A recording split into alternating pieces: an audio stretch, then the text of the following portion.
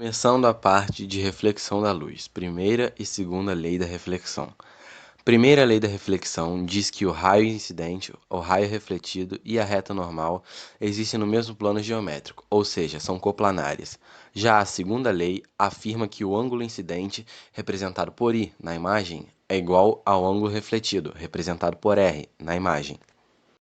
Associação de espelhos. Denominamos associação de espelhos o encontro de dois espelhos colocados lado a lado com uma aresta em comum. Nessa situação, ocorrem múltiplas reflexões de um mesmo raio de luz, formando assim um maior número de imagens.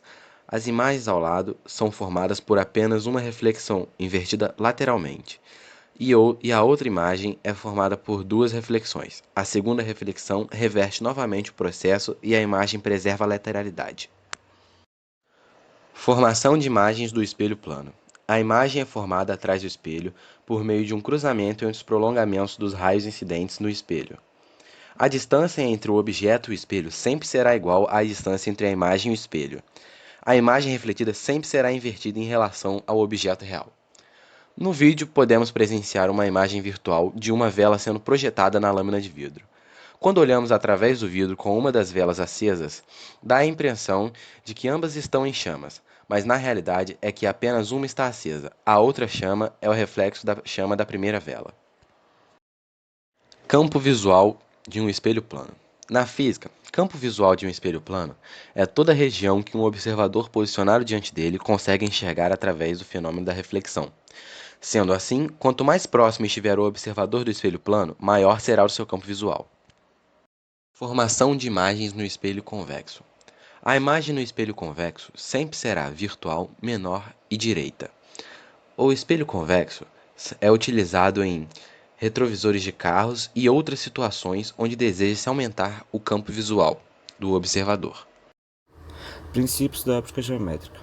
A luz, durante sua propagação, obedece a uma série de princípios descobertos inicialmente de forma empírica, ou seja, através da observação.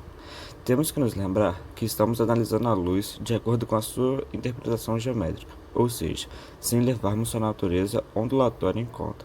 São eles: princípio da independência dos raios luminosos. Quando dois raios de luz ou feixes de luz se cruzam, continuam suas trajetórias individualmente. Um raio não interfere na trajetória do outro, como podemos ver no exemplo a luz roxa e a luz branca, nenhuma interferindo uma à outra. Princípio da reversibilidade da luz. A trajetória seguida pelo raio de luz no sentido é a mesma quando o raio troca o sentido de percurso. Por isso, temos certeza de que uma pessoa pode nos ver através de um espelho quando observamos os olhos da pessoa através dele. Propagação retilínea da luz.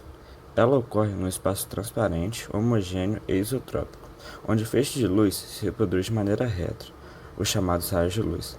Este princípio pode ser observado ao visualizarmos o instrumento de forma circular em uma superfície plana. Este será projetado e produzirá uma sombra no mesmo formato, como podemos ver no exemplo. A luz branca é, na verdade, uma mistura das três cores básicas. Se incidirmos luz branca sobre um objeto opaco, parte da luz é absorvida e outra parte será refletida. A cor de um objeto resulta da cor da luz que este consegue refletir. A luz que o objeto é capaz de refletir depende do material de que é feito o objeto e da cor que ilumina o objeto. Portanto, quando vemos um objeto branco, é porque na verdade ele reflete toda a luz que incide sobre ele. Quando a luz branca incide sobre a planta, ela absorve todas as cores, exceto a luz verde. A luz verde é então refletida em todas as direções, chamada de reflexão difusa, fazendo com que a planta nos pareça verde. O arco-íris é um arco multicolorido composto de 7 cores, causado pelo fenômeno óptico que, através da dispersão da luz solar sobre as gotas de água suspensas no ar, forma um espectro de luz ou cores. O arco-íris se forma quando a luz branca do Sol é refratada sobre as gotas de água e assim dividida nas 7 cores que compõem o arco-íris. Os meios transparentes são meios em que a luz percorre trajetórias bem definidas, ou seja, a luz passa por esse meio regularmente. e o único meio que pode ser considerado transparente é o vácuo. Alguns meios sem ser o vácuo podem ser considerados também meios transparentes, porém quando em pequenas espessuras, como a água, que dá para ver bem nitidamente do outro lado. Já nos meios translúcidos, a luz não passa por eles com tanta facilidade como nos meios transparentes. Sua trajetória não é regular. Esse tipo de meio tem mais exemplos como as nuvens e, no exemplo que eu dei, um copo de água com açúcar, que não dá para ver tão nitidamente como deu para ver nos meios transparentes, do outro lado do copo. Já nos meios opacos, a luz não se propaga. Esses meios absorvem e refletem essa luz. A luz absorvida é transformada em outras formas de energia. Existem inúmeros meios opacos, como madeira, papelão, ou seja, não dá para ver do outro lado, como no exemplo que eu dei, uma água com corante.